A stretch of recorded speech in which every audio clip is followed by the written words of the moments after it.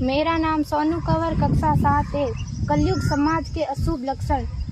कुटुंब कम हुआ, संबंध कम हुआ, प्रेम कम हुआ, मर्यादा कम हुई, लाज लज्जा कम हुई, विनम्रता कम हुई, समर्पण कम हुए, पुस्तक वाचन कम हुआ, खान पान की शुद्धता कम हुई, बाल कम हुए, कपड़े कम हुए, नींद कम हुई, घी मक्खन कम हुआ, पीतल तांबे के बर्तन कम हुए, भाई भाई का प्रेम कम हुआ, सत्य कम हुआ, अतिथि कम हुए, धैर्य कम हुआ, श्रद्धा और विश्वास कम हुआ, बड़ों का सम्मान कम हुआ और भी बहुत कुछ कम हुआ, जिससे जीवन सहज था, सरल था। संतान को दोष न दे।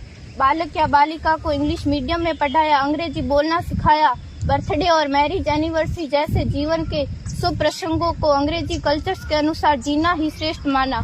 माता पिता को मम्मी डैड कहना सिखाया। जब अंग्रेजी कल्चर से परिपूर्ण बालक या बालिका बड़ा होकर आपको समय नहीं देता, आपकी भावनाओं को नहीं समझता, आपको तुच्छ मानकर आपसे जुबान लड़ाता, जब आपको बच्चे में कोई संस्कार नजर नहीं आता, तब घर के वातावरण को गमगीन किए बिना, संतान को दोष दिए बिना एकांत में जाकर रो लीजिएगा, क्योंकि पुत्र या पुत्री की पहली वर्षगांठ से ही भारतीय संस्कारों के बजाय, मंदिर जाने के बजाय केक कैसे काटा जाता है, यह सिखाने वाले आप और अम्मी है। जब बच्चा पहली बार घर से बाहर निकलता है तो प्रणाम और आशीर्वाद के बदले बाय बाय कहना सिखाने वाले आप और अम्मी है।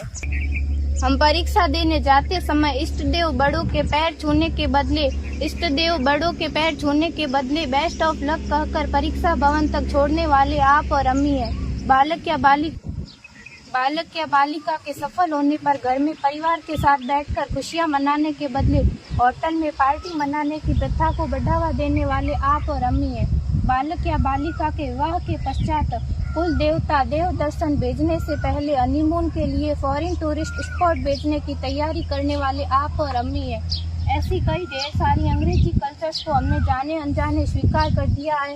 अब तो बड़े बुजुर्गों के पैर छूने में भी शर्म आती है। गलती किसकी? मात्र आपके माता और पिता की। अंग्रेजी अंतर्राष्ट्रीय भाषा है, से काम काज हेतु सीखना है, अच्छी बात है, लेकिन इसकी संस्कृति को अपने जीवन में उतारने की तो कोई बाध्यता नहीं थी।